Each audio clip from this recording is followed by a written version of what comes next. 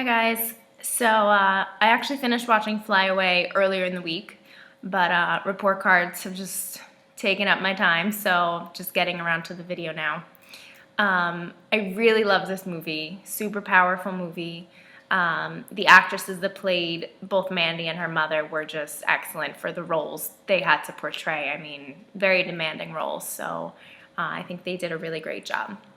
Some of the things I noticed coming from a single parent home myself, Mandy's mother tried as best she could. Single mom, no help. There wasn't any influence of grandparents, sisters, brothers, anything like that who helped her out. Friends, her one, coworker didn't seem that supportive of anything. So it really was just her, and I think the decision to put Mandy in this community living center was super tough. She only really had the guidance of the principal, who was not, the kindest woman in the world.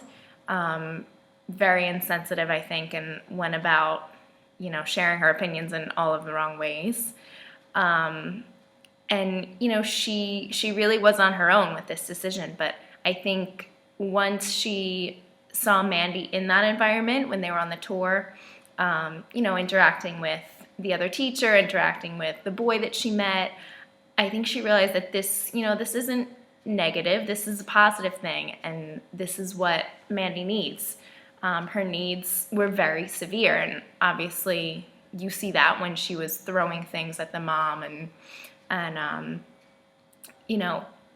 I think she really did realize that when they got to the tour.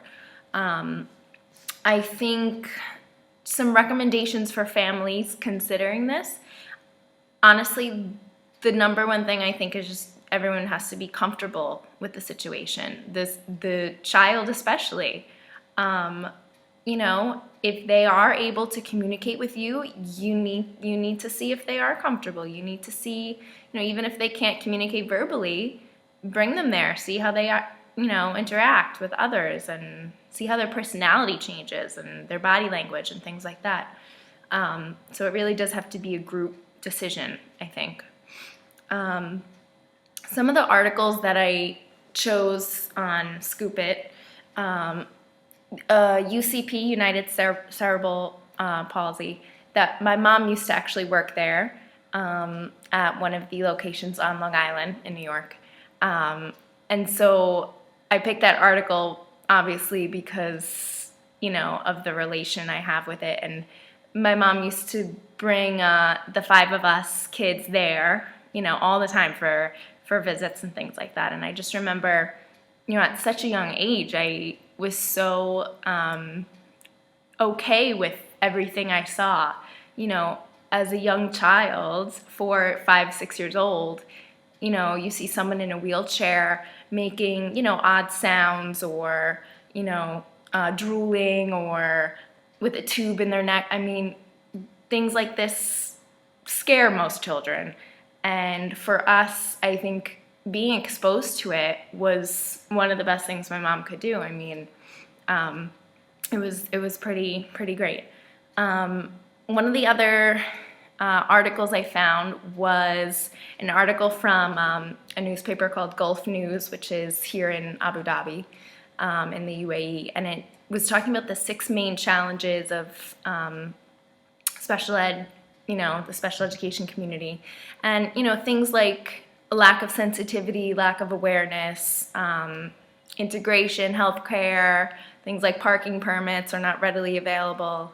That's a huge thing here, and it's a reality, and people need to pay attention and change.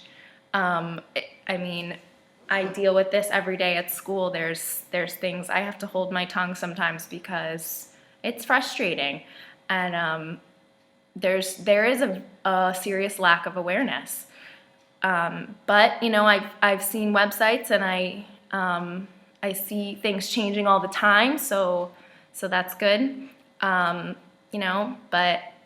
they have a lot to do, and a lot to become aware of.